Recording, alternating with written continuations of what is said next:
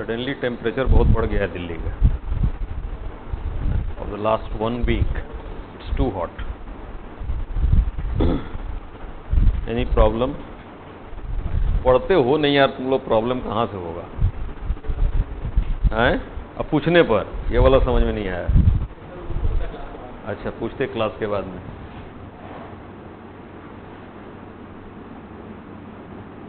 Division of labour. Do not go by the popular sayings of the coaching institute that you just attend our classes, you will qualify. My approach is slightly different. If you write only what I am saying, failure is guaranteed.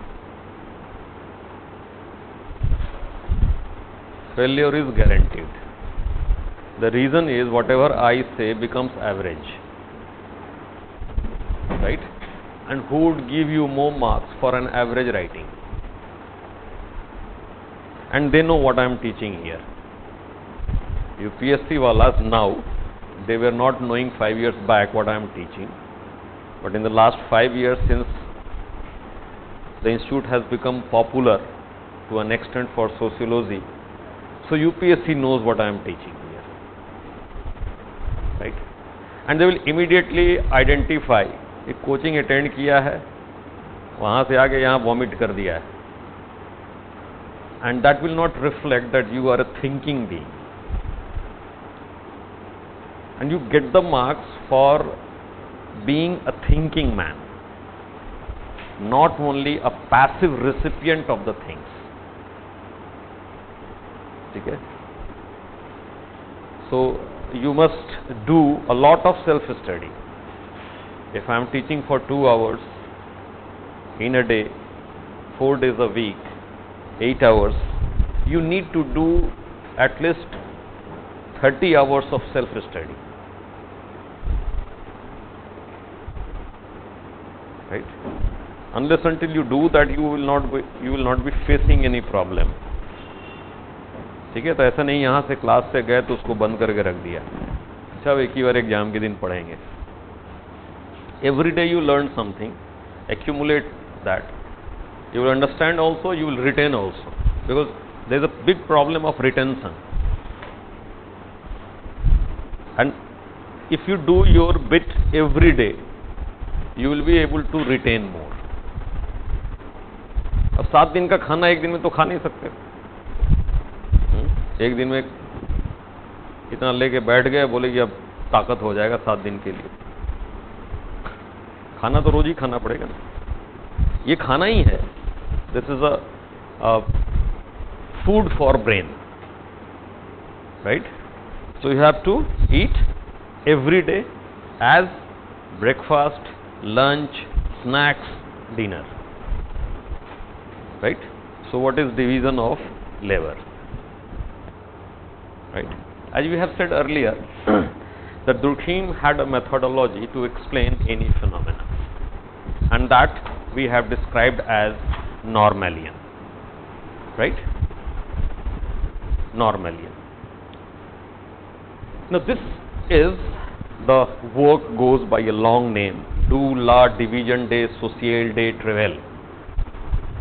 That's the French name, Do la division des sociales des travail. Right? That is simply translated in English as division of labor. Durkheim is also a product of industrial society, the rising individualism, specialized division of labor, the rising conflict in the society. Right?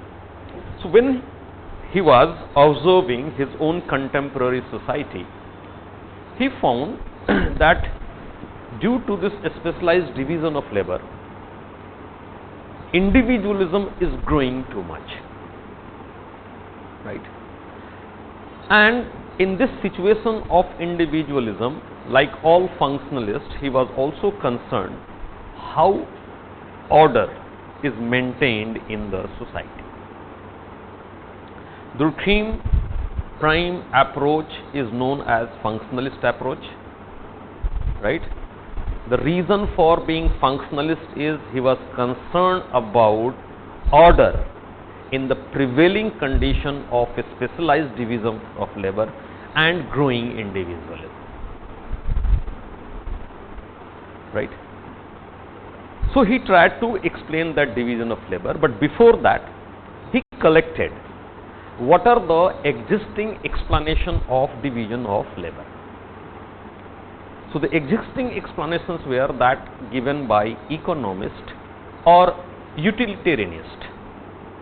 And what utilitarianist had said, that human action is guided by pleasure.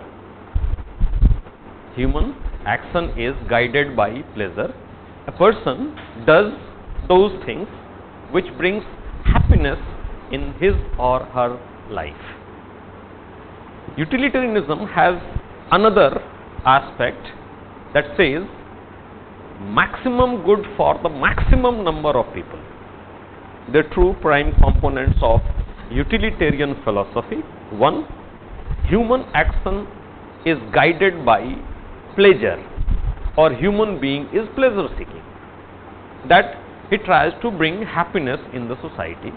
And second is that maximum good for the maximum number of people, though in a different way. This maximum good for the maximum number of people also reflects a kind of majority hegemonism, right? But that is a different debate. Here what we are finding, that utilitarianists explained that division of labor occurs in the society. A specialized division of labor occurs in the society because it does good for the society. It brings happiness in the life of the people. First I am just explaining, after that I will dictate. As you know, Durkheim had a tendency to refute the pre-existing theory. He said that if division of labor, you are saying that division of labor brings happiness, then first we need to measure happiness. If we are not able to measure happiness, we cannot say that a particular phenomena is bringing happiness in the society. And to measure happiness, you need to devise a scale, and that too objective scale. He says, till today we do not have any objective scale. Till today we do not have any objective scale that can measure happiness. The first problem is we do not have the scale. Second, he says, we cannot say by any measure that people of yesteryears were less happier than people of today. Can you say that people in the beginning of 20th century were less happier and people today are more happier? He says there is no scale to say something like that. We just cannot say. Then he further says, even if we assume that today people are more happy, and this happiness is mainly measured in terms of material superiority, our control over nature. The development of science and technology has led to control of human being on nature, and it has led to material prosperity. So this control, this material prosperity, if it brings happiness, if we assume that it brings happiness in our life, then he says, then why suicide rate is increasing in modern industrial society, and that too melancholy suicide. Melancholy suicide means suicide due to depression, or you can say egoistic suicide. Right? So write down. Like all functionalists,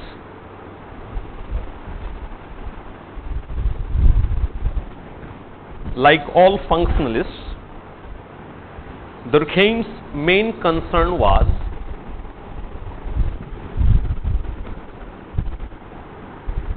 the prevailing order in society.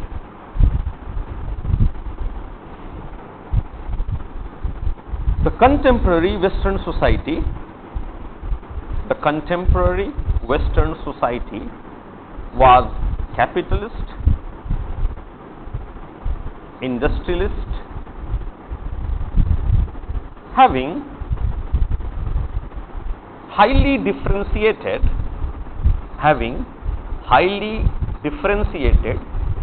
specialized division of labor.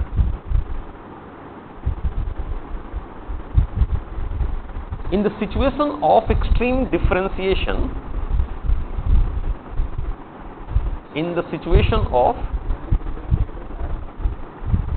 specialized division of labor.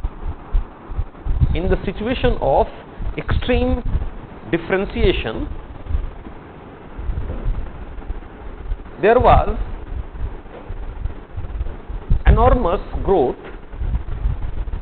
was enormous growth. In the degree of individualism.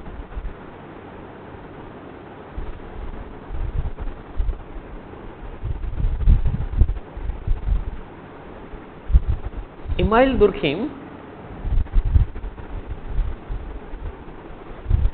was perplexed.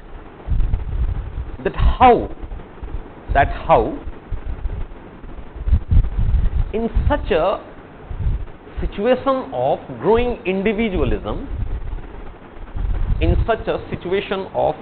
growing individualism, order is maintained.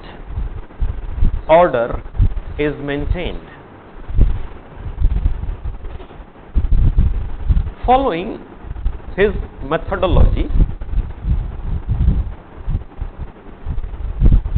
he collected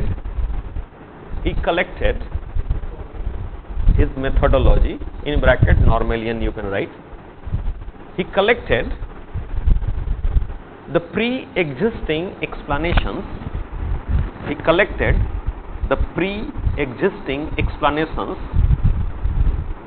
of increasing division of labor.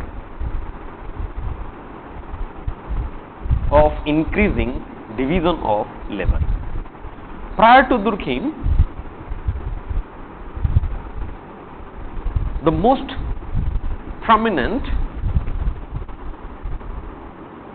explanation was provided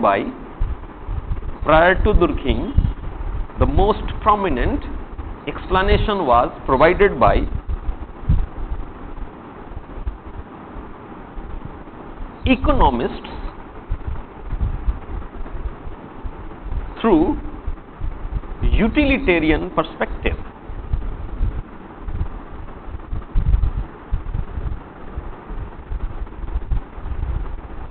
There are two prime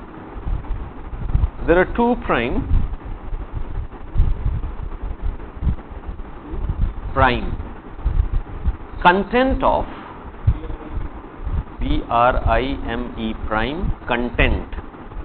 content of utilitarian theory.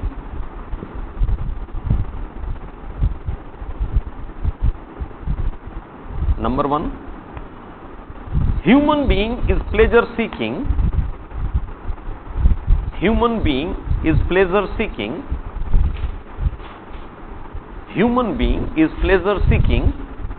And human action is guided to maximize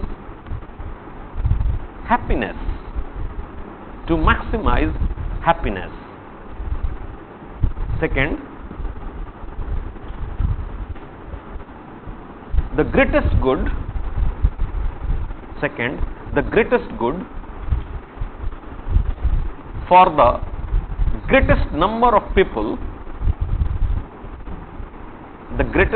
for the greatest number of people, is desirable.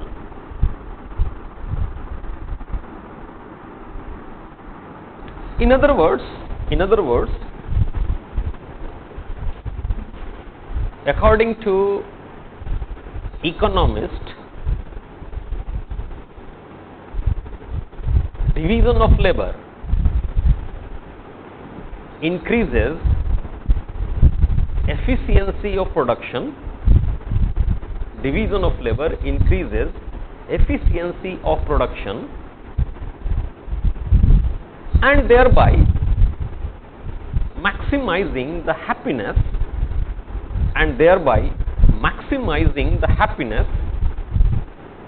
of the people in a society.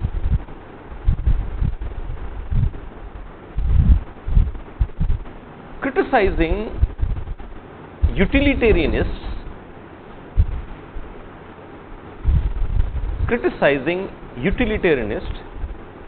that division of labor brings happiness,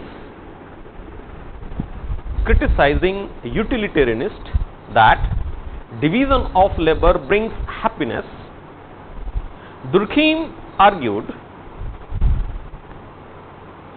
that there is no objective scale. Durkheim argued that there is no objective scale to measure happiness.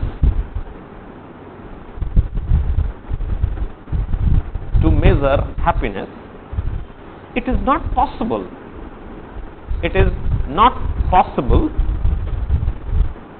To say that people of yesteryears were less happier than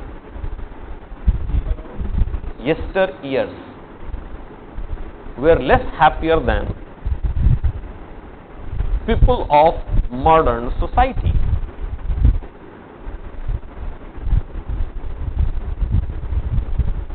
Generally, this perception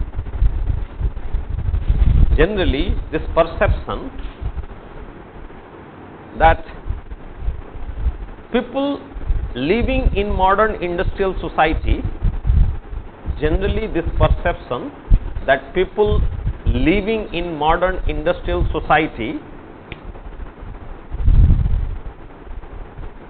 are more happy is based on the idea of developed technology,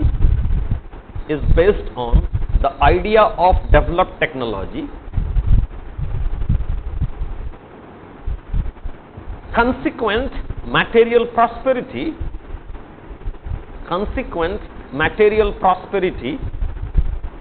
and greater control, consequent material prosperity and greater control over the nature. Refuting above,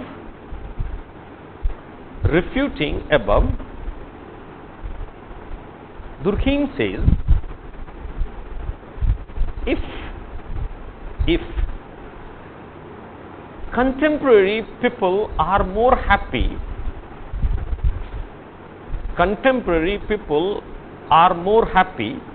then why the suicide rate in modern industrial society,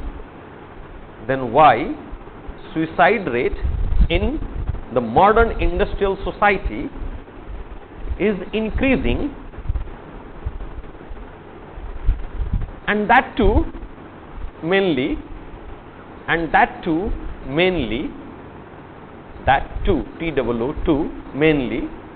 melancholy suicide or the suicide due to depression.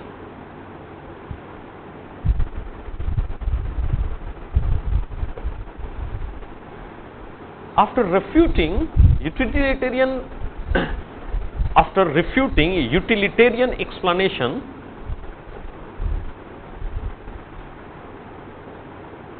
Durkheim proposes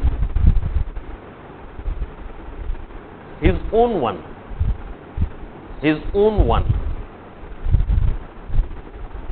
He says, growth of division of labor is a social fact. Growth of division of labor is a social fact. Therefore, its causes should not be sought. Therefore, its causes should not be sought in the individual facts like happiness. In the individual facts like happiness. I will recommend you a book to read. It will be quite interesting for you also if you want to devote some time on thinker, right? Generally, there is a perception how many books we can read, but as far as thinkers are concerned, for the sake of interest, for the sake of knowledge, generating interest in yourself, better understanding, we can go for different books, right? Naturally, those who are appearing in this year mains, I cannot advise them to go through these books, but those who are planning for the next year, they have ample time, and in those times, leisure time I can say, they can read a book called Main Currents of Sociological Thought by Raymond Aron. Main Currents of Sociological Thought by Raymond Aron. R-A-Y-M-O-N-D, Raymond, A-R-O-N. Right? That book will help you a lot in better understanding of the things. Right? But anyway, that's a advice. It's a sincere advice, but not as per the recommendations of the coaching classes. Right? Coaching classes तो कहते हैं कि हमारा notes पढ़ लो IAS बन जाओगे. नहीं. अच्छा, हमारा नोट्स पढ़ने से तुम आईएएस बन जाओगे तो हम क्यों नहीं बने? That's a very simple thing. नहीं? Anyway. Right? According to Durkheimian perspective,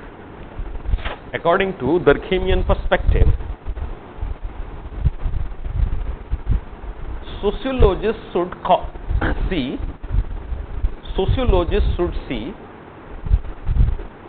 cause of a social fact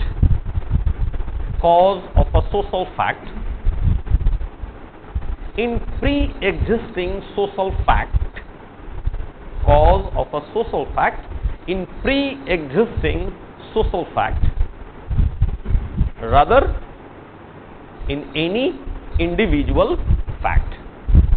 Individual fact means motives, meaning, intention, purpose. They are not the subject matter of sociology, and social fact cannot be analyzed by them, because earlier we said social fact is not arithmetic sum of the individual facts. Social facts are sui generis. They are independent of individual volition. They are independent of individual volition. So, to understand this division of labor, let us go into the mode of Durkheimian framework. And Durkheim, to explain the division of labor, what he has done, he has created two ideal type of society. He has conceived two ideal type of society without using the term ideal type. Without using the term ideal type. Ideal type is a word that was given by Max Weber. But in the same way as Auguste Comte did not talk about evolution, but his theory reflects evolution. Similarly, Durkheim did not talk about ideal type, but what explanation he gives, it is based on such conceptualization, right? So he has conceptualized two extreme, polar opposite type of societies. One, he says, simple society. One, he says, simple society. Another, he says, complex society, or this is primitive society, this is complex society.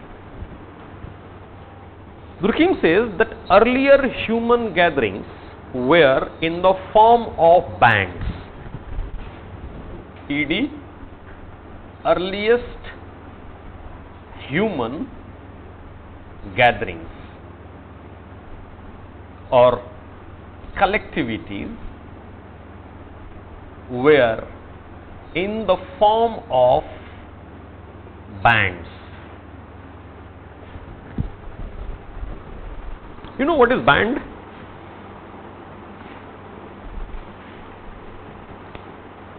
अच्छा हम लोग बच्चे थे ना, so the income of the parents were not that much, right? And there were so many numbers of children to each parent. I myself are 5 brothers and sisters, right? एक कमाने वाला, 7 खाने वाला. It was difficult. So what my mother will do, she will purchase similar shirt for everybody.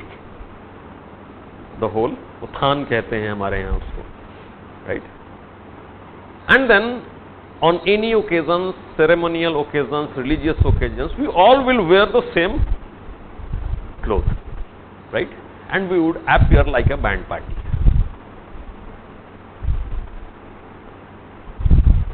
Right? This is what band meaning.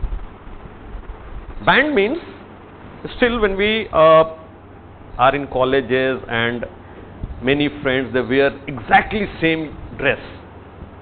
Then somebody else, some other friends say, अरे तुम लोग band party क्यों बनाए हुए? That means similarity. Band means uniformity. So earliest human gatherings were in the form of band. Means there was no mentalistic individualism. It was like herds of sheep. Have you seen a shepherd who takes along with him thousands of sheep? Imagine one person is guiding thousands of sheep. How does he do that? Actually, he doesn't have to do anything. He has to guide only one sheep. And rest of the sheep will follow that, because they do not think differently. So earliest human gatherings or collectivities were in the form of band, and such is known as simple society. Now, if everybody is thinking same, there is no individualism. There is similarity of idea. In fact, there is no idea. Right? So, in such a situation, solidarity will automatically come to exist. Right? So, simple society is characterized by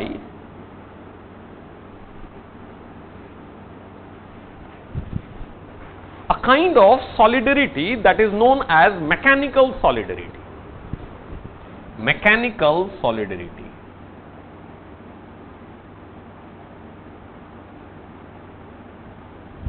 Which is solidarity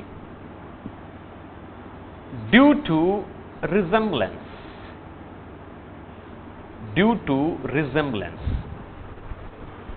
Since each of the component part of the group resemble each other, so solidarity is achieved.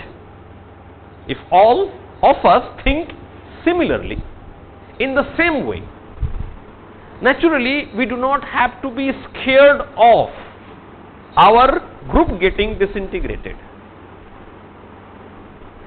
Right? This is called mechanical solidarity.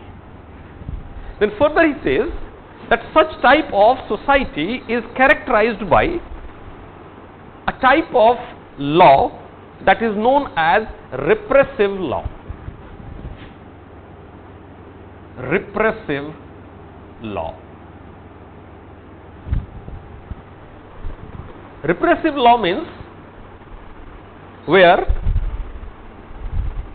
the law or the punishment is to inflict pain on the perpetrator of the crime. Inflict pain on the perpetrator of the crime. For example, when we say an eye for an eye is the law of barbaric society, it is not a law of civilization.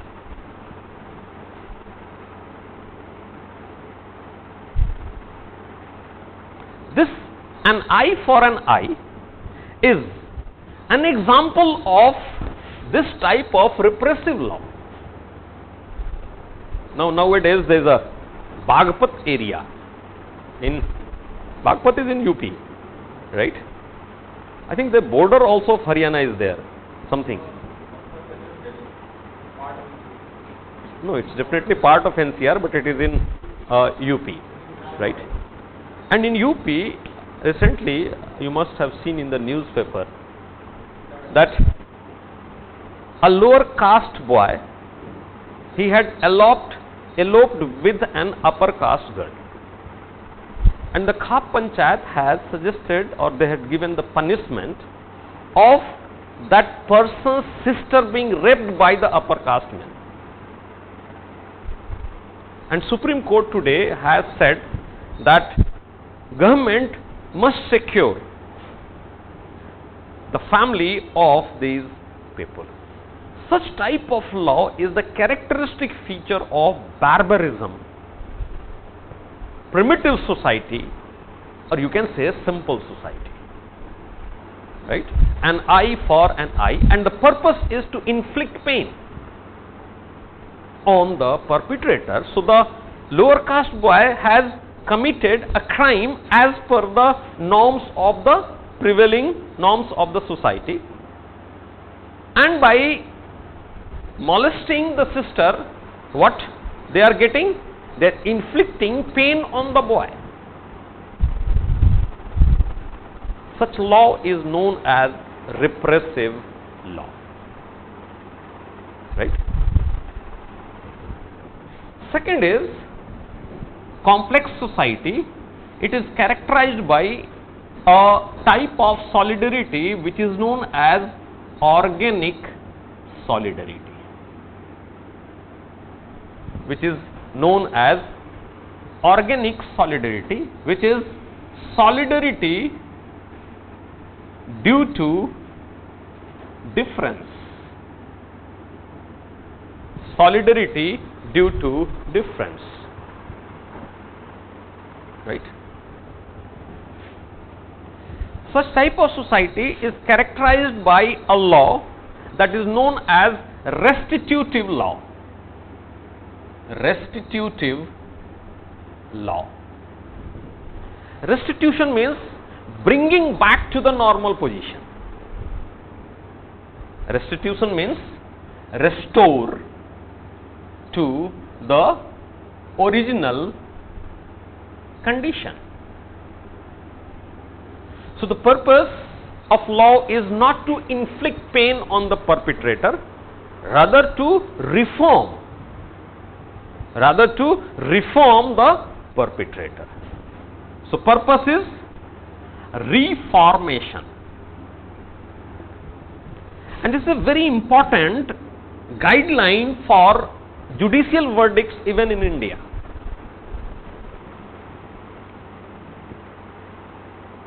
This is a very important guideline for the judicial verdicts in India, even in case of terrorists.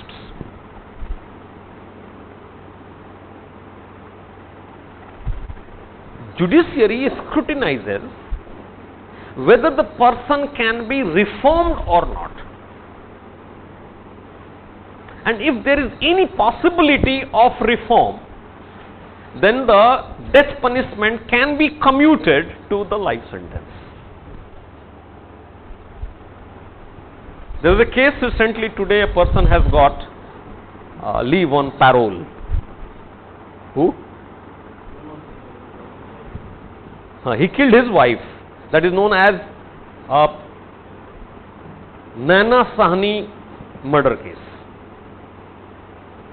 Right? Some sarma is there. Not Manu Sharma. Manu Sharma is that of that young girl who was shot dead, Jessica Lal. Who killed Jessica? Movie. Right? Now, this person had killed his wife, whose name was Nana Sahni, pieced her, and then put in the tandoor in 1994. Tandoor Hatyakand, that is also it is famous. So the lower court had given him death sentence, and later on it was found that this person is not a habitual criminal. First, this crime is committed out of impulse, and this person can be, though the case of killing the wife and burning her in tandoor, it's beyond our imagination, but the court came to the conclusion that he can be reformed. It means today, in the contemporary industrial society, the purpose of punishment is not to punish the individual, inflict pain on the individual, not to punish the individual, not to inflict pain on the individual, but to reform the individual. And that's why we have a post of probation officers even in jail. When you look for the state bureaucracy, there is a post, probation officer, who look into the behavior of the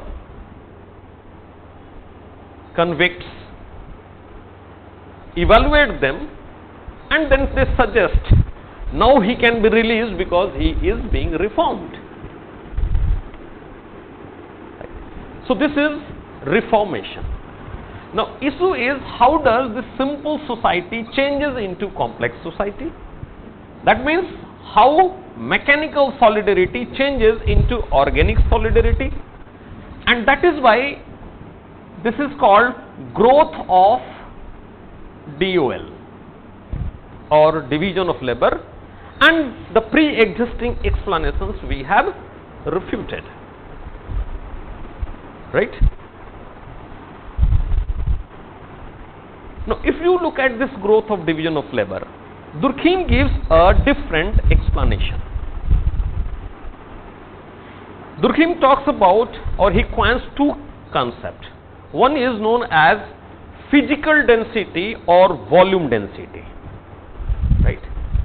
Physical density or volume density.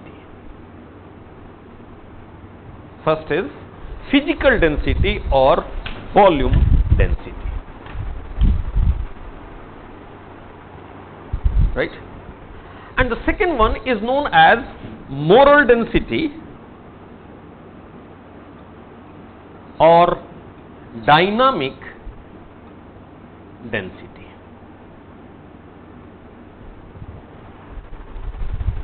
Physical or moral volume density refers to merely increase in population. Increase in population, and this increase in population can occur due to two reasons. One, he says, individual multiplication,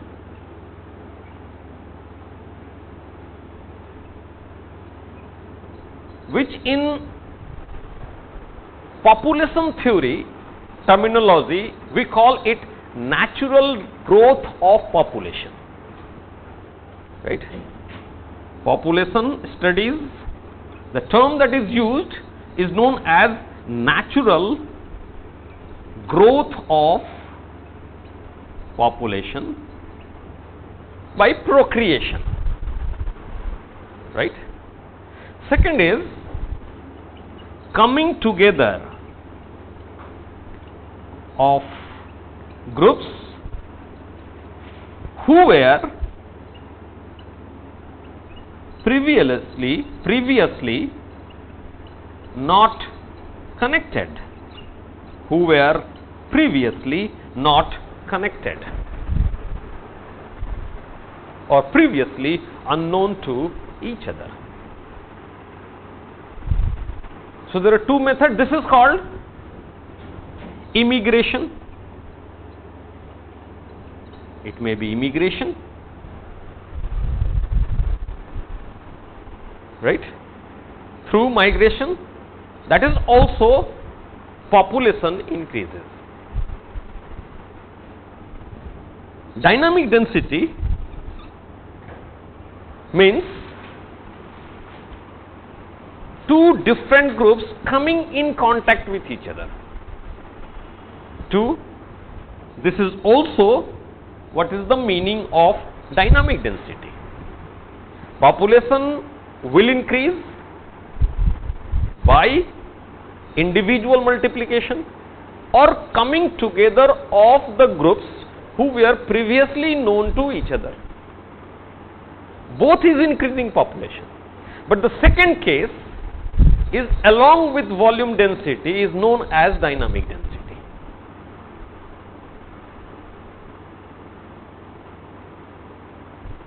Right? So what he says that actually this explanation goes something like this. We have read Spencer.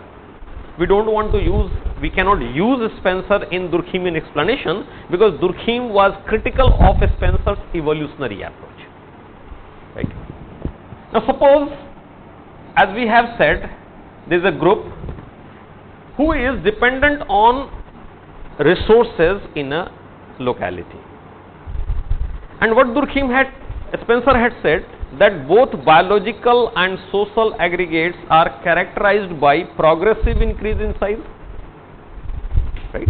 Increase in size will bring scarcity, and scarcity leads to breakdown in the existing group, breaking away a section of the group from the parent organization and moving, right, in search of alternative source. And in the meantime there is another group who is existing there, and these people come in contact with each other. This coming together of the two groups in contact with each other is dynamic density. Right? Now what Durkheim had said that when this dynamic density occurs, division of labor takes place. When this dynamic density occurs, division of labor takes place. Right? But later on Durkheim himself was not convinced of this explanation.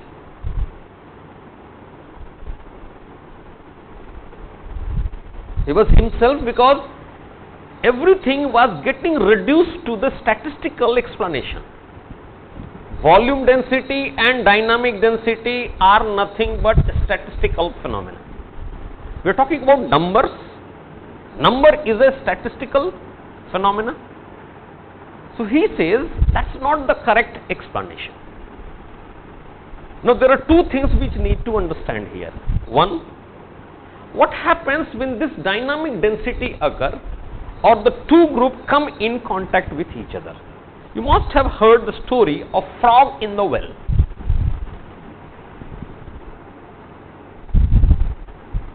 You might have heard about frog in the well. What does that frog considers about the well? The frog considers this is universe, this is world. But once the frog comes out of the well, he comes in contact with the outer world, and then he realizes it is not the only world, there is other world too. In the same way, just imagine the situation when we were in the band form. we knew only one way of life.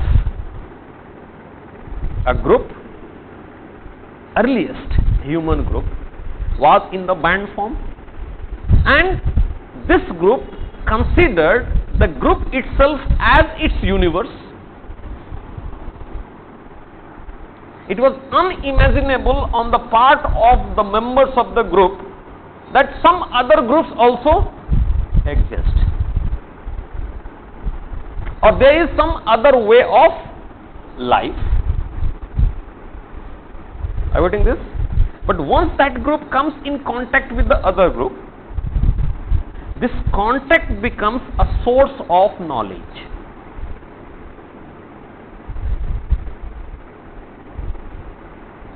Two groups who come in contact with each other, who were previously unknown to each other, not connected. This contact between two groups, it becomes a source of knowledge that things are not uniform, rather things can be done differently.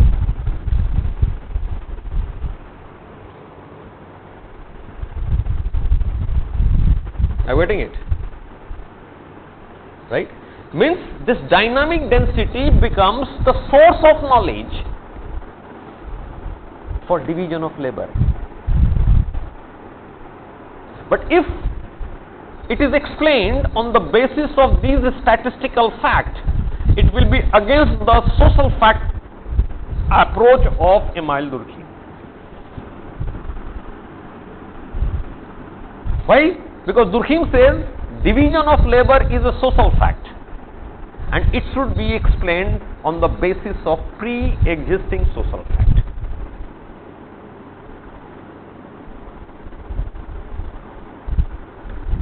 So he says, he takes the help of biological analogy, and what he says, the struggle for existence is most acute among homogeneous organisms. Write down. According to Durkheim, physical density in itself, according to Durkheim, physical density in itself is not significant.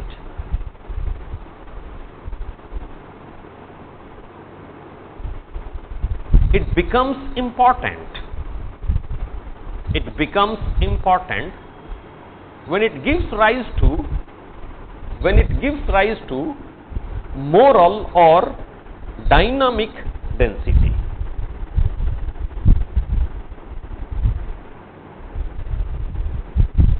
This way initially,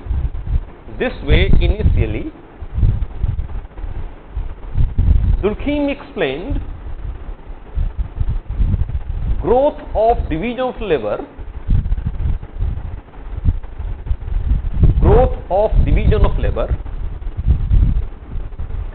on the basis of volume and moral density.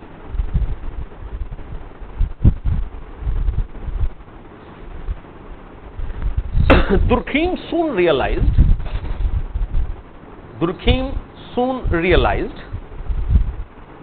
that he is reducing a social phenomena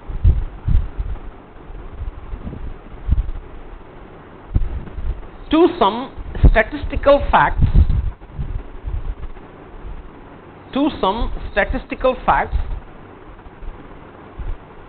which is against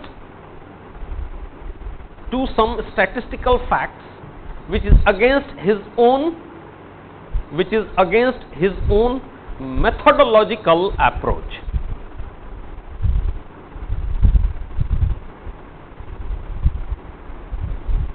To provide a social fact explanation,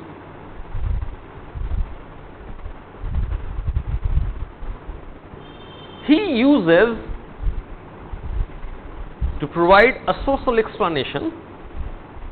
uses biological analogy.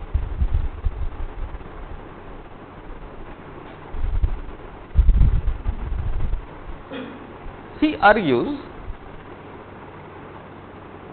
that struggle for existence, he argues that struggle for existence is most acute among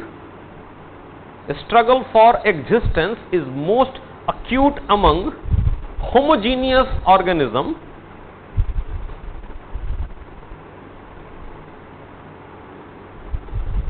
and the best way to avoid the conflict. Struggle for existence is most acute among homogeneous organism and the best way to avoid the conflict is to differentiate the need itself or goal itself. Differentiate the need or goal itself.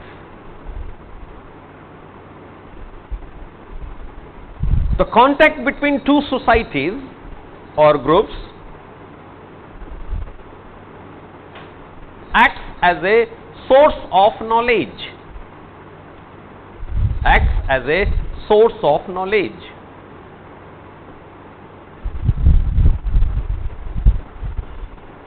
Durkheim further argues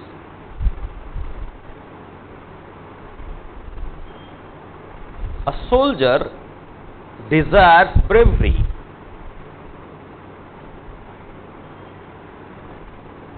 A politician strives for power, desires for bravery.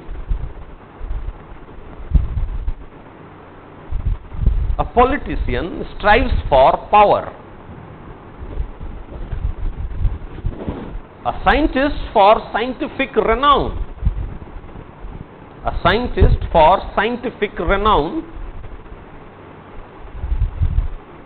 A businessman, monetary prosperity.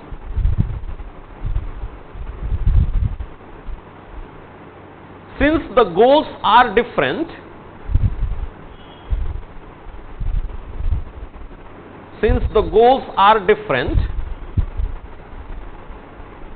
hence conflict is evitable.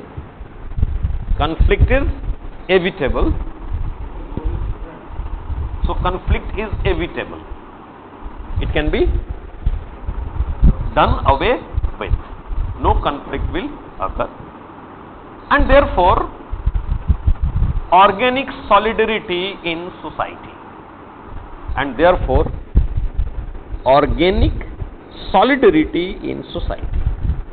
You have to remember that two things. One, that dynamic density becomes the source of knowledge that we can do differently. So when two groups come in contact with each other and the two groups specializes into different work, it is observable from outside, which is towing the line of the social fact approach. Right? Are you getting? Then struggle for existence is most acute among homogeneous organisms. Means if people have same need, then there will be a struggle. How can we evade that struggle? We can evade that struggle by differentiating our goal itself.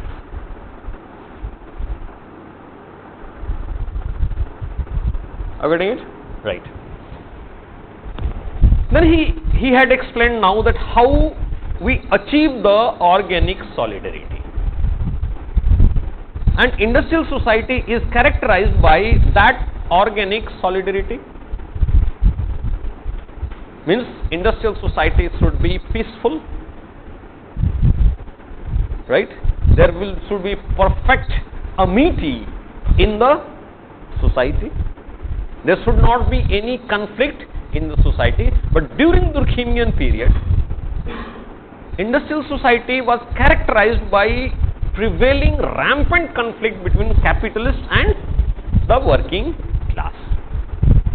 So Emile Durkheim was quizzed, if division of labor brings solidarity, then why in modern industrial society conflict is prevailing? Right on. Later on, E.D. was quizzed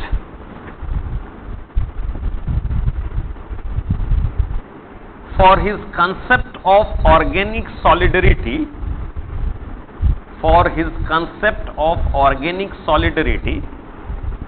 on the basis of prevailing conflict mainly between capitalists and the workers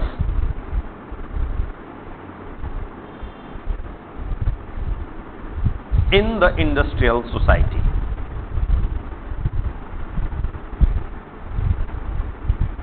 Durkheim argued only that division of labor brings solidarity. Durkheim argued only that division of labor brings solidarity which is normal or spontaneous.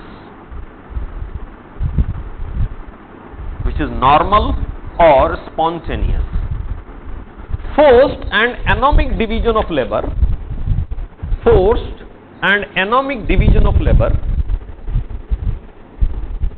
in bracket pathological division of labor. Forced or anomic division of labor, in bracket pathological division of labor, brings conflict.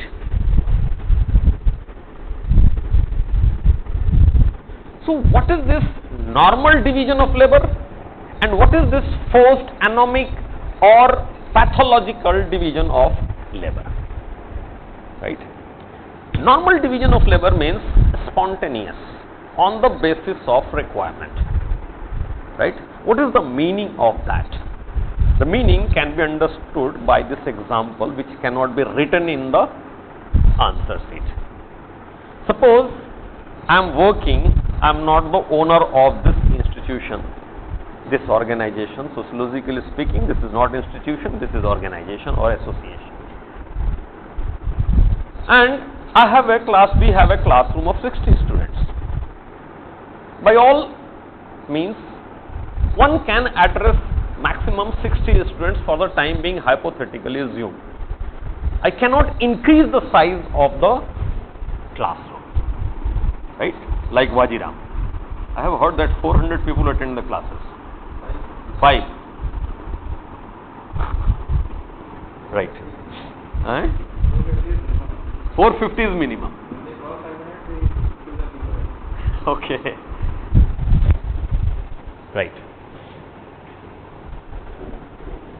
So that is the condition, and let us assume that I have a capacity to speak maximum for 4 hours in a day. I cannot speak more than that. That will definitely cause problem to my health and other issues.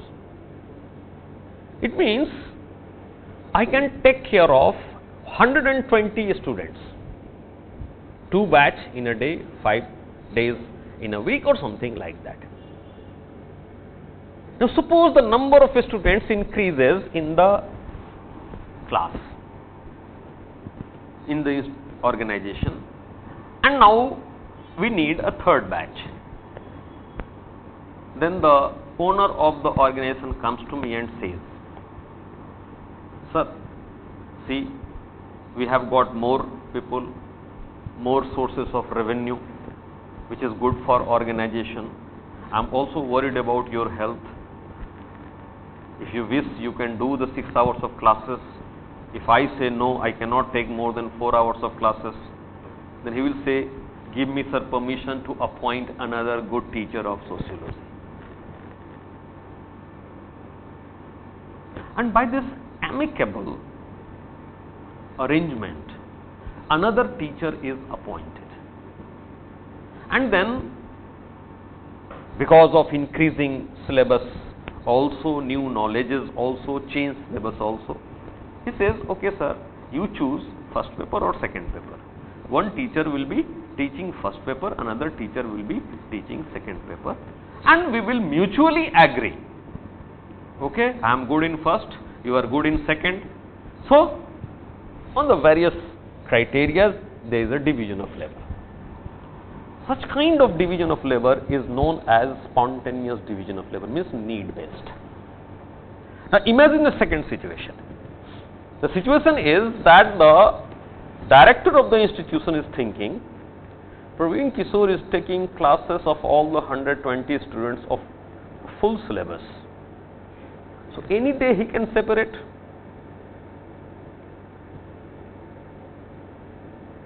Any day he can take away the students and open his own academy. So I will be left with nothing. So in order to control the faculty, he appoints another person without my consent. And I do not have any option also. Right? In that situation, what will happen?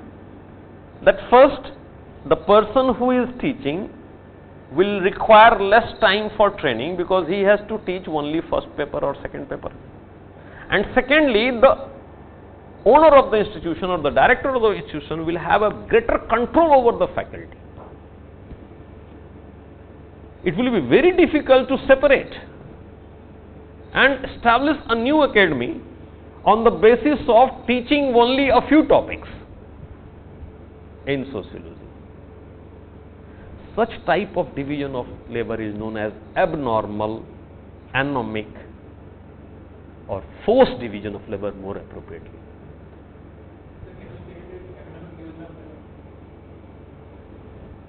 No. See, it is the division of labor in industrial sector, right, which Karl Marx does not consider at all as a social phenomenon. But Durkheim considers that the normal division of labor is a social phenomenon.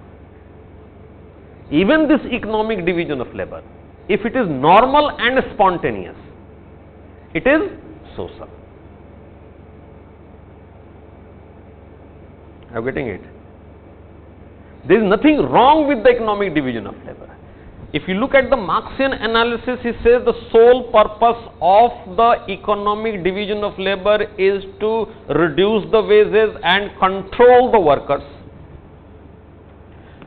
Durkheim does not agree with that. He says that even the division of labor, the specialized division of labor that exists in the industrial sector, is a part of an ongoing social process that is known as division of labor. Right? But sometimes, instead of the requirement, the purpose is to impose for control. That is abnormal division of labor. That is forced division of labor. When this forced division of labor breeds a lot of conflict in the society, that becomes anomic division of labor or pathological division of labor. That was the question which was asked in UPSC. Do a comparative analysis of the theory of division of labor by Karl Marx and Emile Durkheim.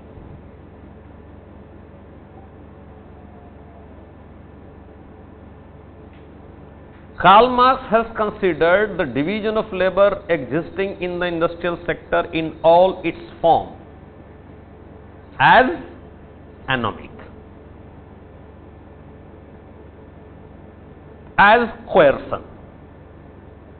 Durkheim does not consider. He says only some cases will be coercive in nature.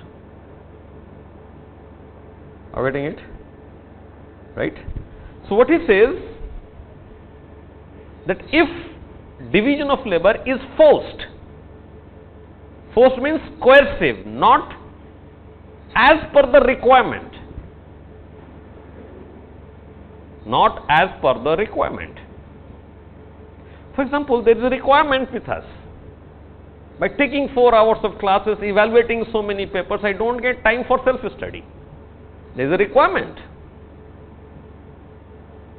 And if then I appoint a good teacher, so that I could keep abreast with the latest trend in the things, That's a normal division of labor. Though both are doing two different things towards a common end. Are you getting it? If the syllabus increases, one person cannot cater to the complete syllabus. It requires different persons specializing in different field to provide you a better input. That's called normal division of labor. So what he says that in the industrial sector, the division of labor that exists is of forced nature to maximize the profit, and that's why conflict prevails. Are you getting it? So normal division of labor brings solidarity in society. Abnormal or forced division of labor brings conflict in the society. Anomic division of labor will lead towards disintegration of society. Did you get the difference? Right. Now there are two parts which we need to understand here. One is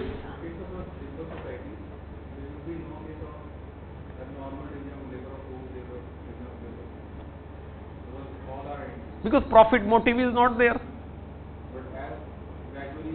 But see, we have to see in that way that during slavery, during feudalism, the concept of private property was there, but it was not that stringent. In capitalist society, it has become more stringent. That may lead to forcing capitalists to go for the abnormal division of labor.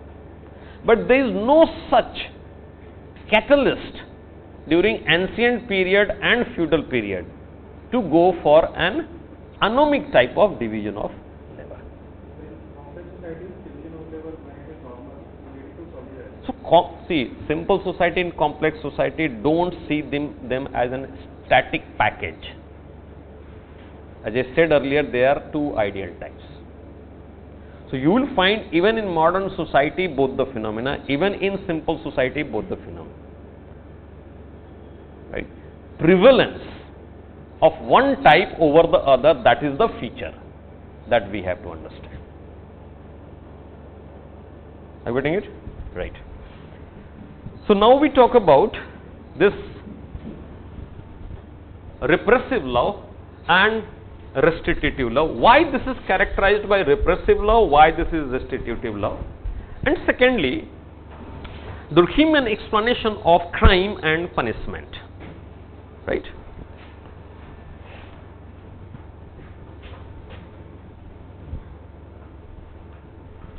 It's very difficult to provide a figure for society or draw a map of society, because society is ties of ideas.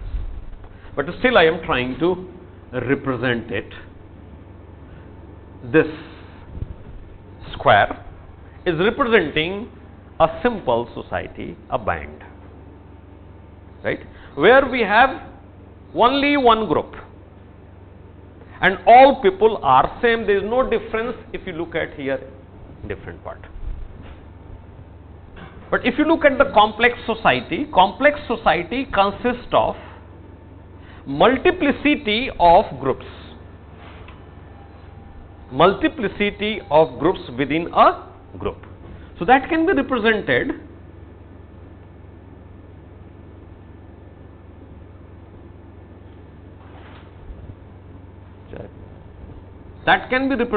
like this.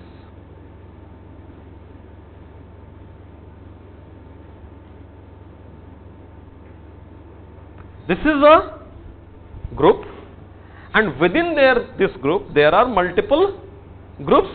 That means each of this smaller square represents a subgroup. Simultaneously, a person is member of many subgroups. For example, if I go by my state background, I belong to Bihar, so I am a Bihari in Delhi. But at the same hand, on the same side, what we find that I am also a coaching professional, and this coaching professional consists of people with diverse state background. Third, I am a sociologist. So I am the member of the sociological fraternity also.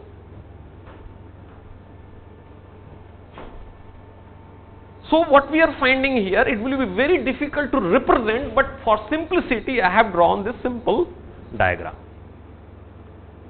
That each society consists of multiple groups or subgroups. Group within a group is known as subgroup, and the culture of the subgroup is known as subculture. Yesterday we talked about, right? Here there is similarity of thought and there is similarity of situation. Even if I remove this part, means if I kill some people, it is not going to alter the configuration of society.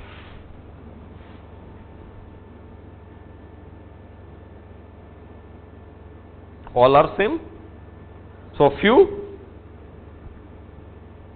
deleted will not have any impact on the functioning of society. Are you getting it? That's why in such type of society there is a repressive law. This type of society is also characterized by what is known as stronger and fewer collective conscience. What is collective conscience? Write down. Durkheim defines collective conscience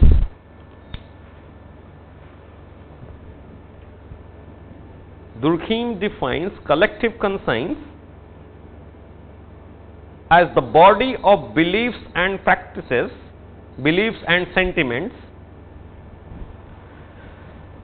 Durkheim defines collective conscience as the body of beliefs and sentiments common to the average member of society.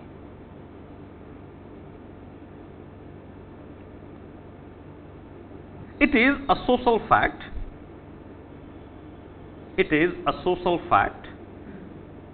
So, cannot be the arithmetic sum of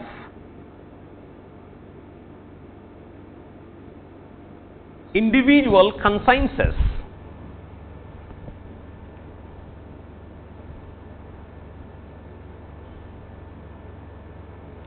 According to Durkheim, it is sui generis.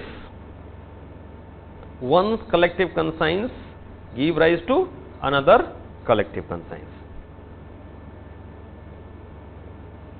The major source of collective conscience in simple society,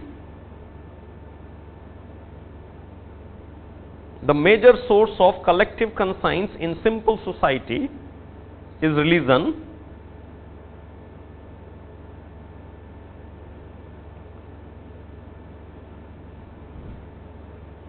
Durkheim also says that very often collective conscience tend to assume religious character.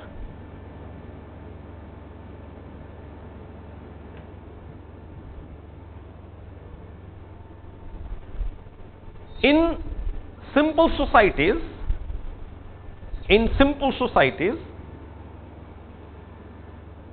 there are fewer but stronger collective conscience, and if there is complete uniformity or band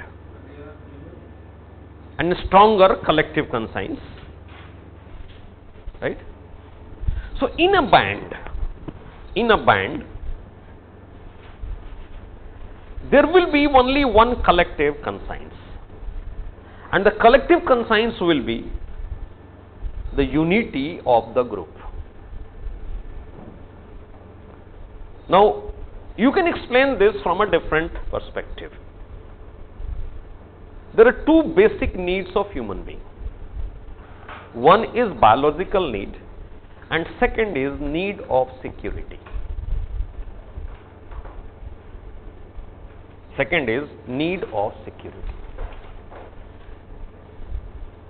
Now, this need of security in the primitive society requires extreme degree of solidarity, because collectively human being can defend, or the group can defend against the other group.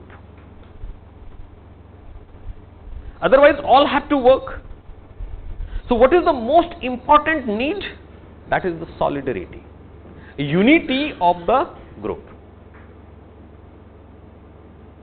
So, this unity of the group is valued highest. It is the strongest sentiment of the group.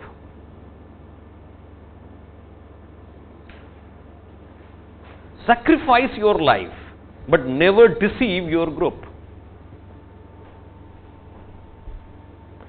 Because here you can say a functional analysis, because if you provide some amount of leniency to the members, the whole of the group will be in danger. That's why there is single sentiment that exists. We are one and we should remain as one. This is, I am hypothetically speaking about a situation where human being is in group. As we move, in band, as we move forward, there are many changes that are occurring, and all these changes will have impact on the functioning of the group. Are we getting it? Right? If you talk about modern society,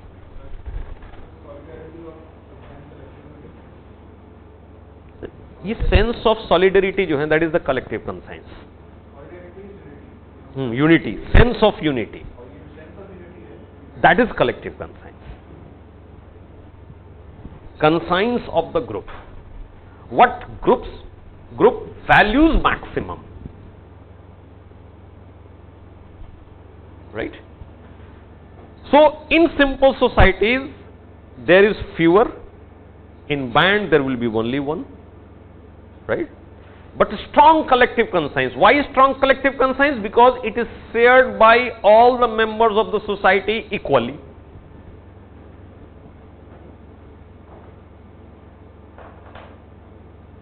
Are you getting it? Now come to this situation, what we are finding here, that there are multiple subgroups. Right? So what you will find, that each group has a subculture. Each subculture means it has some sub-collective conscience. Are you getting it? Right? And this, what it means, that there are a number of collective consciences or morality existing in society. Each collective conscience or all of the collective conscience is not the collective conscience of the whole group, but only a subgroup. What it means?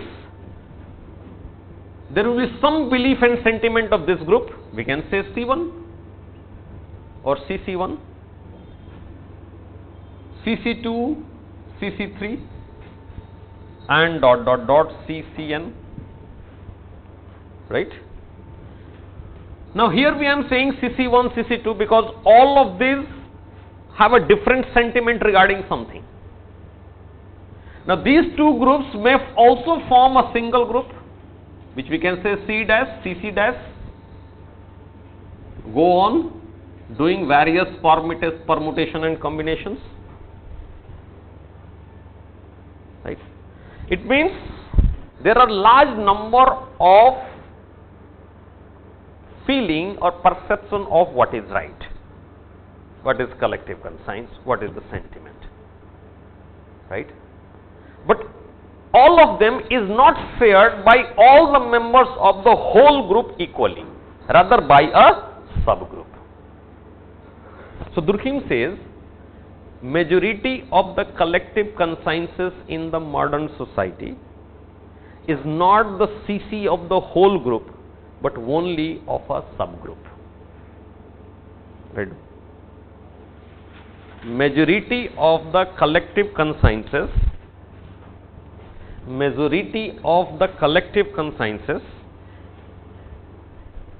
prevailing in modern society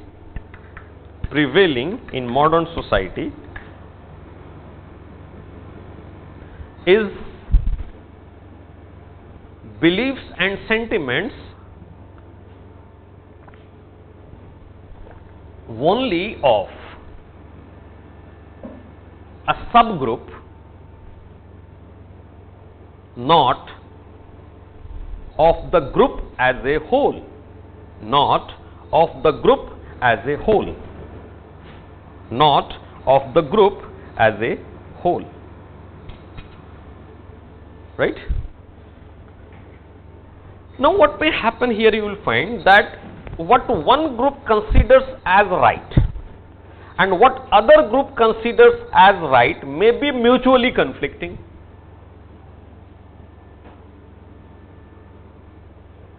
I give an example. Example is,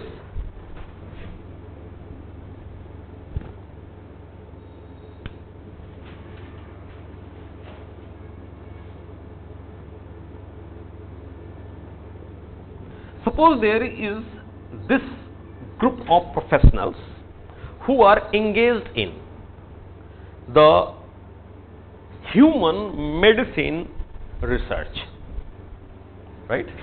Human medicine scientists, right? There is another person who belongs to this group, and this group is that of animal activists.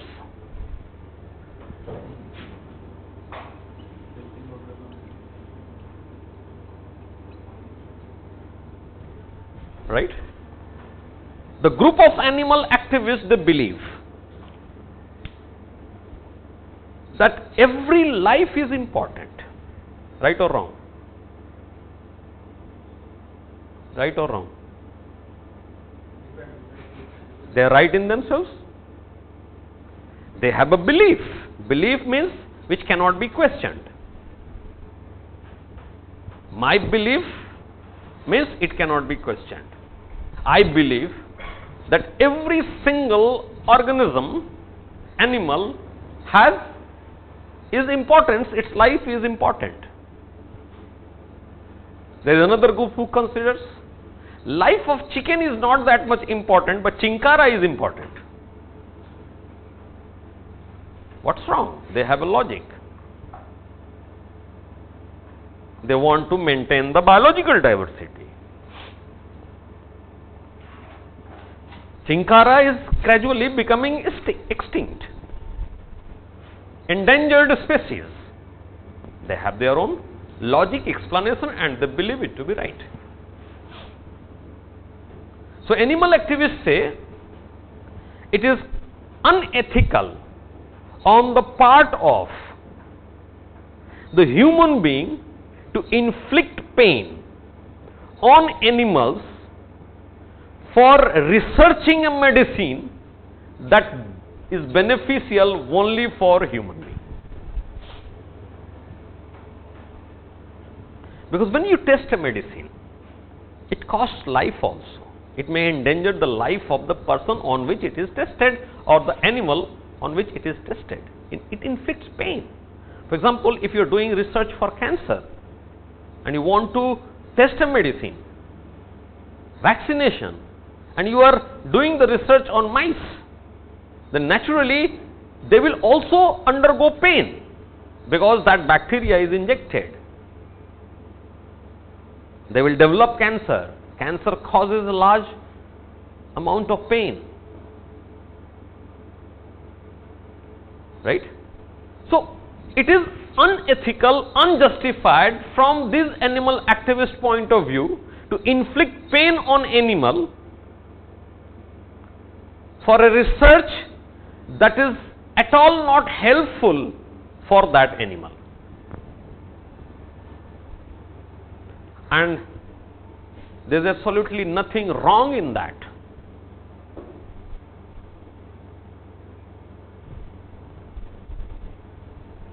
Right? One of this person says, okay, animal activists, so do one thing. We need to save the humanity. Volunteer yourself to test that medicine.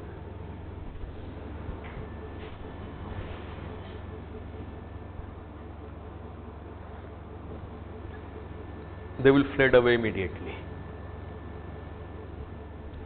What they will say? That's not my responsibility. It's your responsibility how you will do the research. I am concerned only about the welfare of animals, the street dogs. बच्चे को काट ले, बच्चा मार दे, street dog, एक ही तो बच्चा मरा है. Many incidences have occurred where street dogs in India, particularly in Delhi, street dog menace.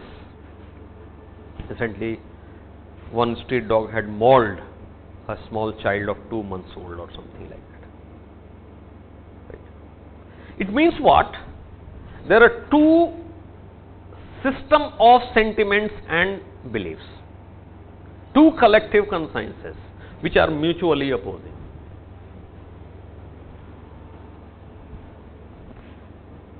Consider a person is simultaneously member of many groups.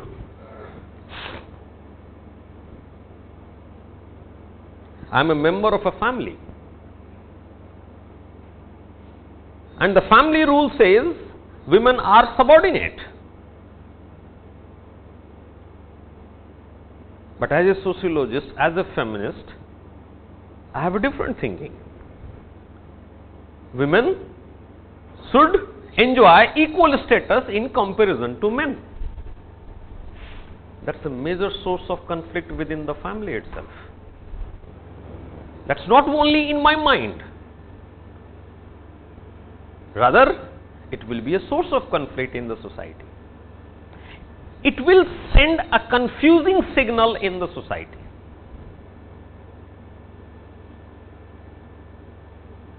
Means, the crime that is committed by an individual owes to this mutually opposing signals that he is getting from the diverse type of collective consciences prevalent in the society. Are you getting it? To an extent, though Durkheim will not accept it, such explanation puts the onus of crime on the perpetrator. There is absolutely no confusion. So, if you are deviating from the rules, you are deviating only because of your intention.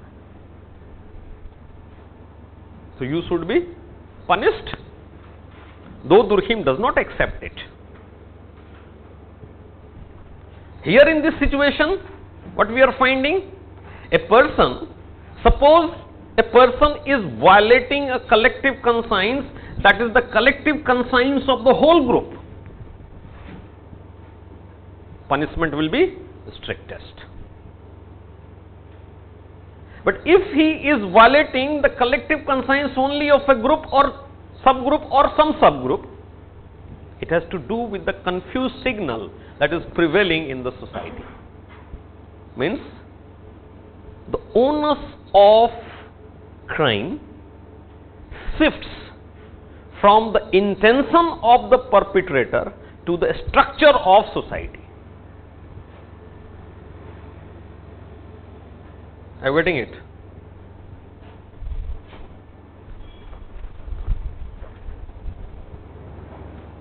When you say, in such a circumstance, every person would have done that crime.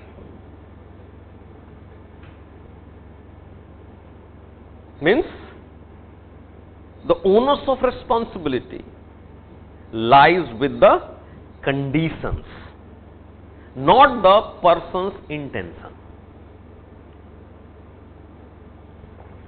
Who is the perpetrator? Individual or the structure of society? Are you getting it? Now, here there are fewer but stronger. Here there are a large number of collective consciences ranging from weakest to strongest. If a collective conscience, a body of beliefs and sentiments is shared by the member of only this group, it will be weakest. So, killing chicken or animals does not attract that much of punishment. But all of these people accept human life is very important. Even this group will also accept, this group will also give utmost importance to human life. So, if a human life is taken, the punishment is stringent.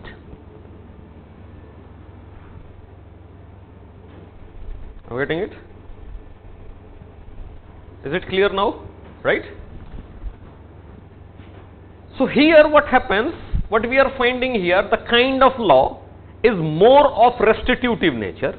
Here the kind of law is more of repressive nature. But this explanation is not given by Durkheim.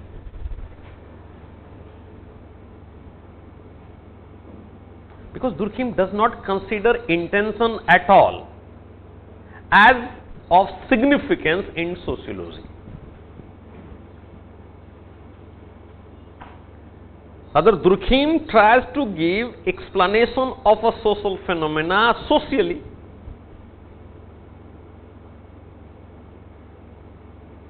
Are you getting it?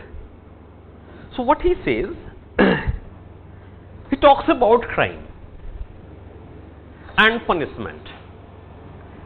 He talks about what is the purpose of punishment in society. Prior to Durkheim, psychological explanation was existing.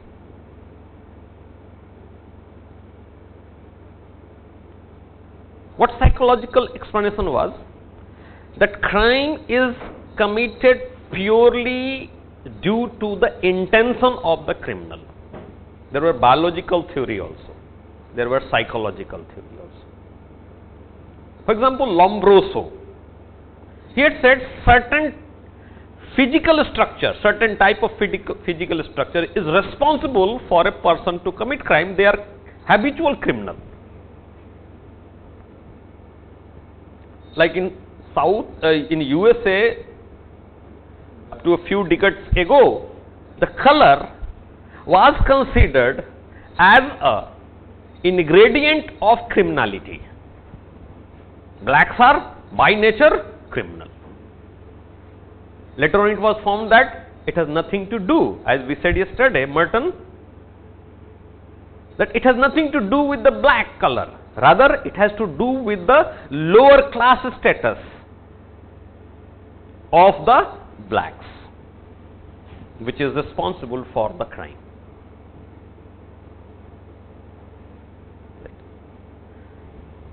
So, what earlier explanation was that intention. Crime is committed by an individual because he intends to violate the rules. So, the purpose of punishment is to punish the perpetrator. Write down.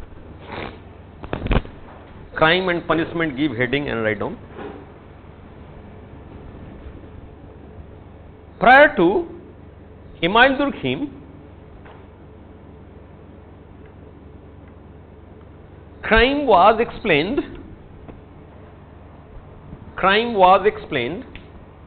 from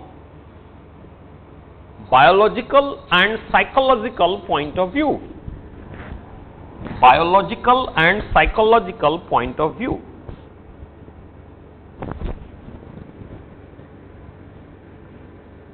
Lombroso has attributed,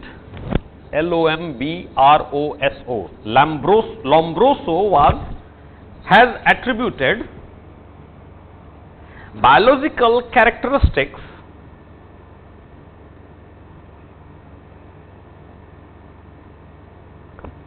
as the reason of a person being criminal.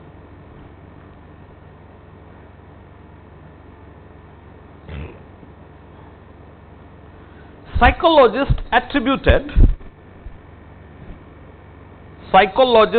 attributed intention or motive.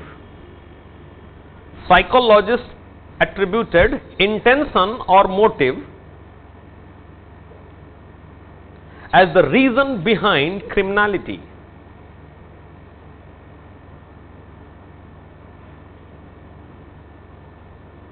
So for them,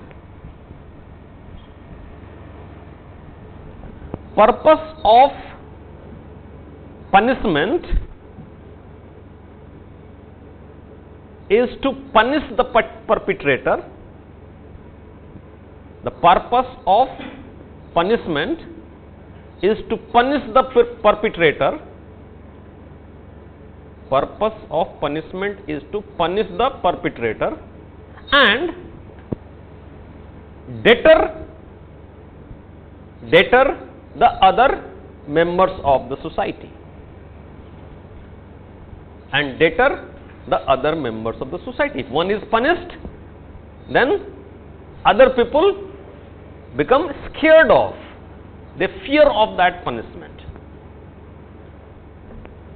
Durkheim did not agree with such explanation.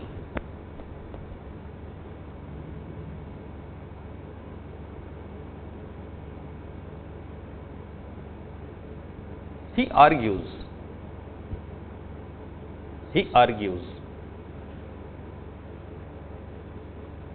if the purpose of punishment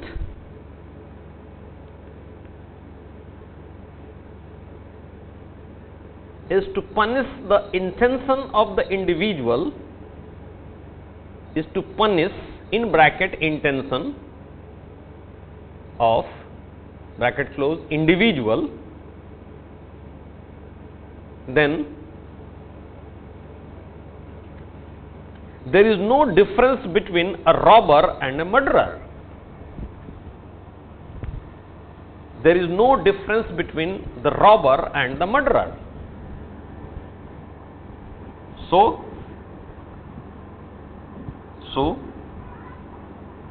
the quantum of punishment should be same for both.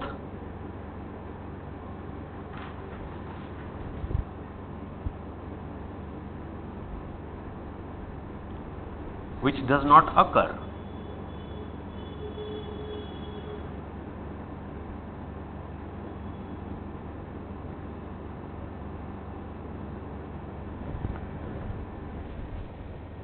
Write down this statement separately within inverted comma. The quantum of punishment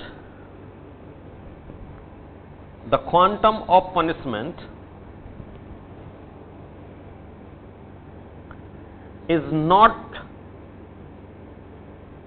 due to the act,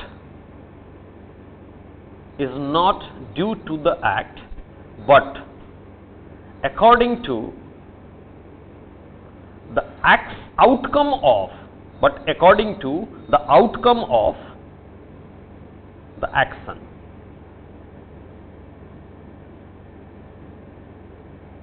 Inverted comma close. Stronger the collective conscience violated,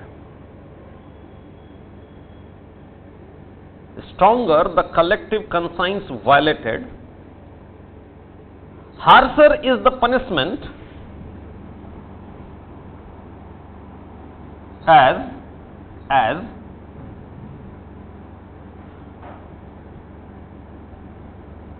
violation of stronger collective conscience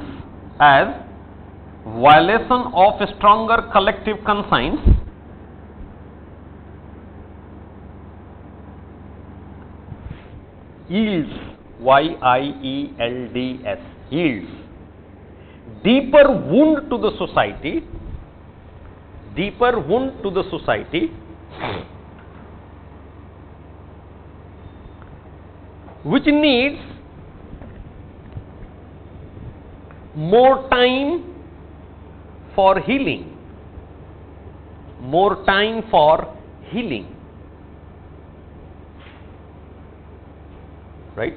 What he is saying, if you attack by a knife on your body lightly, a smaller wound will be created, and if you attack by force too much, a larger, deeper wound will be there.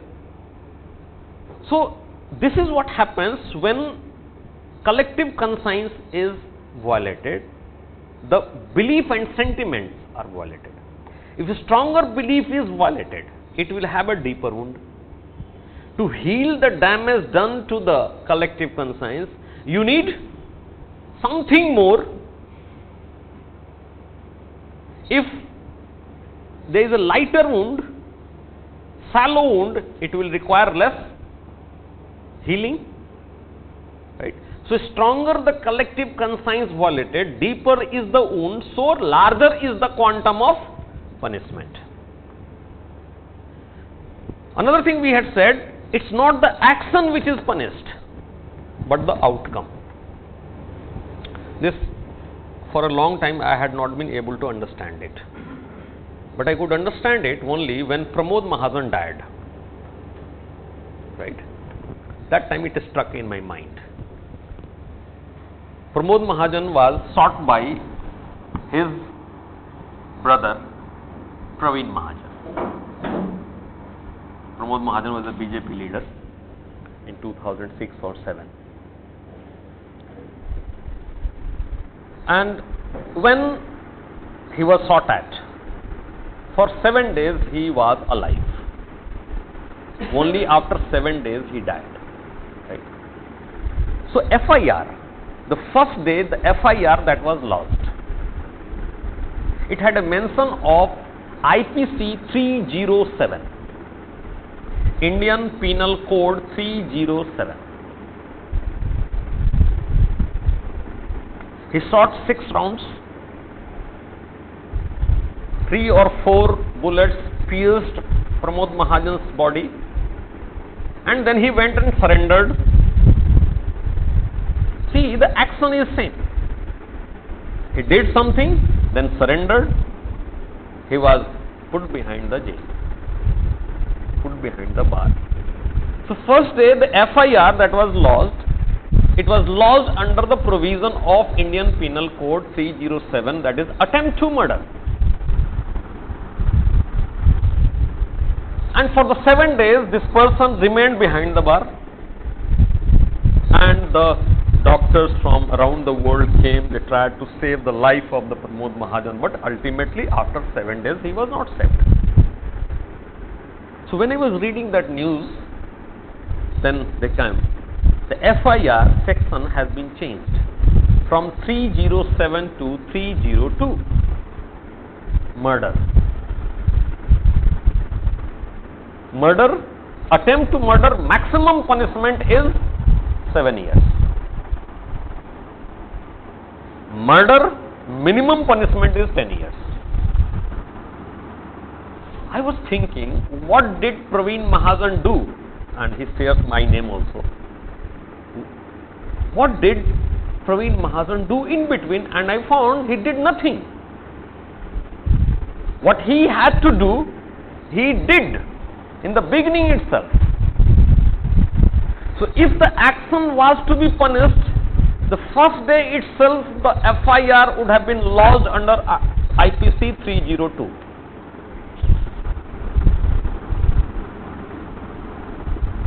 Attempt to murder, still life is present, wound is shallow. The person died, human life is lost, the wound becomes deeper.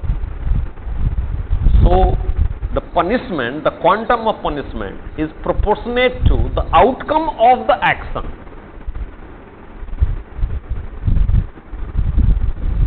Are you getting it? Outcome. Means in most of the Durkheimian explanation, what you will find, he ignores the action. He ignores the intention. What he values is the outcome, the final result of that action. Are you getting it? So he says the purpose of punishment is not to punish the individual or to deter the other members of the society, rather to heal the damage done to the collective conscience. Write down this statement. The purpose of punishment is neither to punish the individual. The purpose of punishment is neither to punish the individual nor to deter others,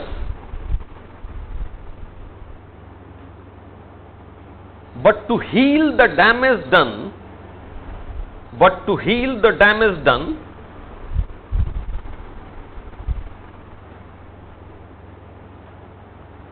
to the collective conscience of the society. Heal the damage done to the collective conscience of the society. The stronger the CC is violated, the stronger the CC is violated. The stronger the CC is violated, deeper is the wound,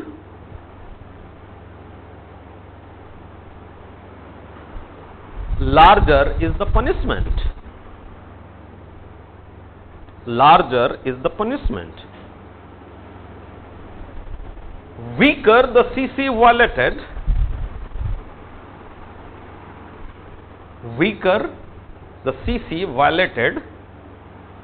shallower the wound,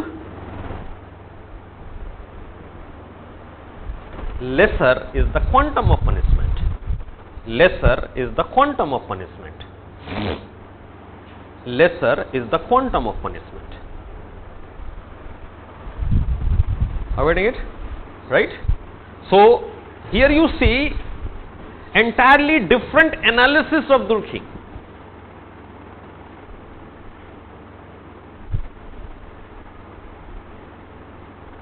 Are you getting it?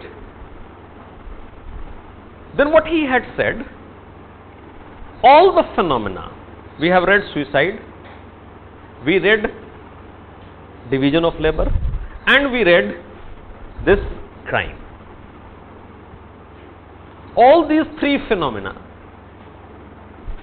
they are three phenomena, and the phenomena in themselves are not normal or pathological. Means, up to certain rate of suicide is normal. When rate moves beyond a limit, it becomes pathological. Till certain limit, what we said, normal or spontaneous division of labor. Division of labor is normal.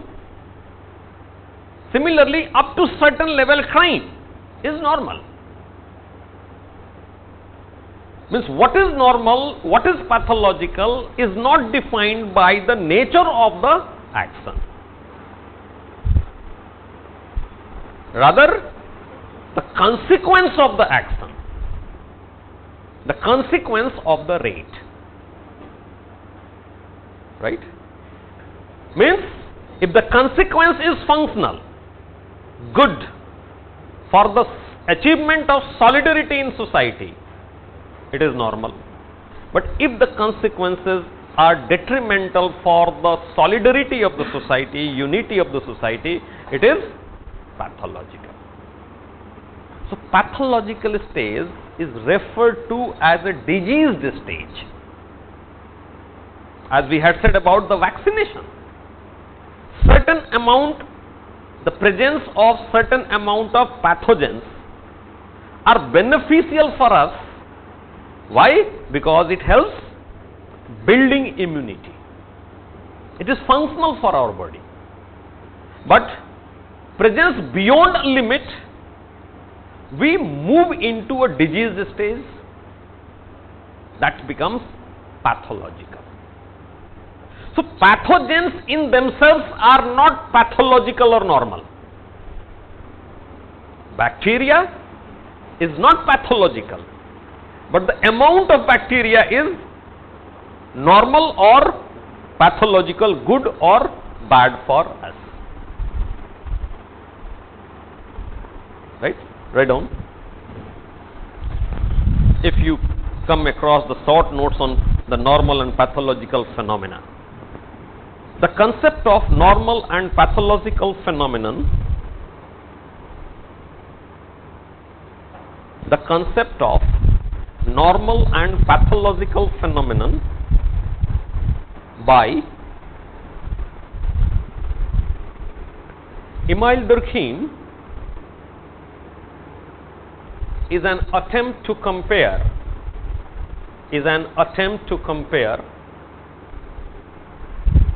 the life of an organism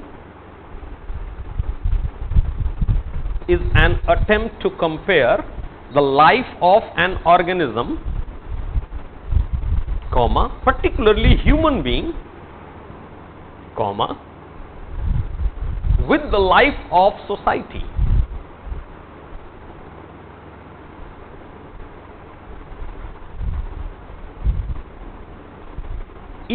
Emile Durkheim, used this concept to distinguish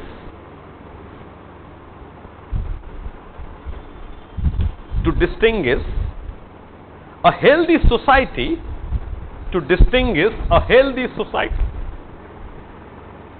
from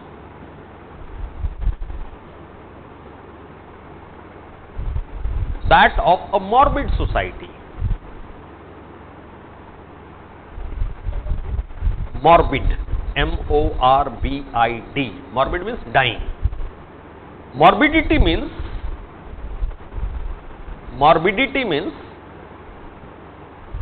that stage in which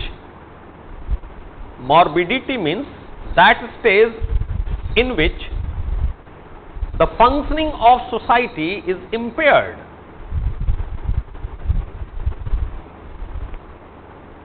The functioning of society is impaired. Full stop. 2 Emile Durkheim. Up to certain rate, crime, suicide and division of labor is normal, as it helps reinstatation of collective conscience,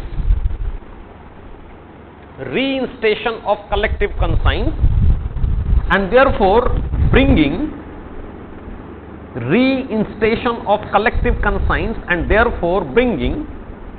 social solidarity.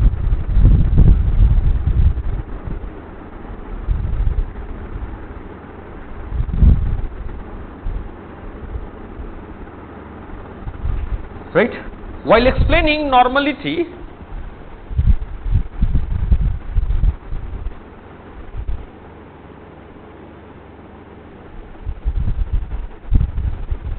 two important points he figures out.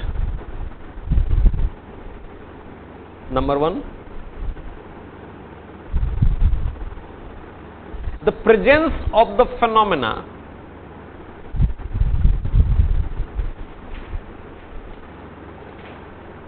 in almost all known societies,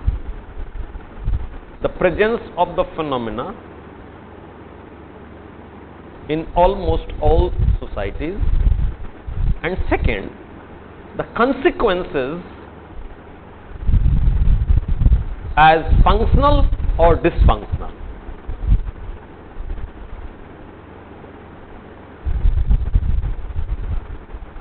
And in this pursuance,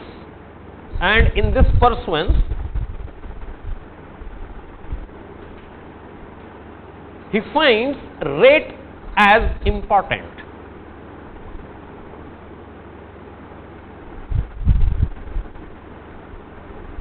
But this rate should not be confused.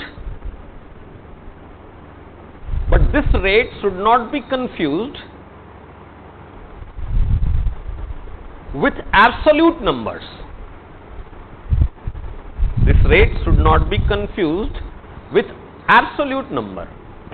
For example, a lower suicide rate is normal.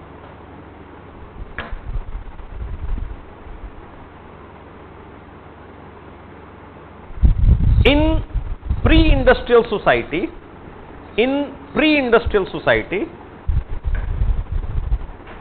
whereas in comparison,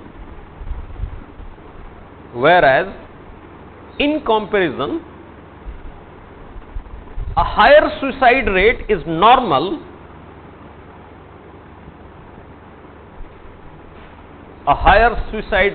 normal. In industrial society.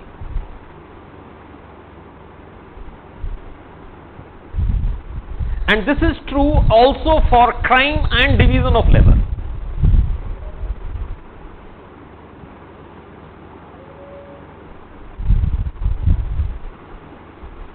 Right? So this is what he talks about, the division of labor, normal and pathological. Two very important, generally present in all societies. Crime is present, suicide is present, division of labor is present. Right?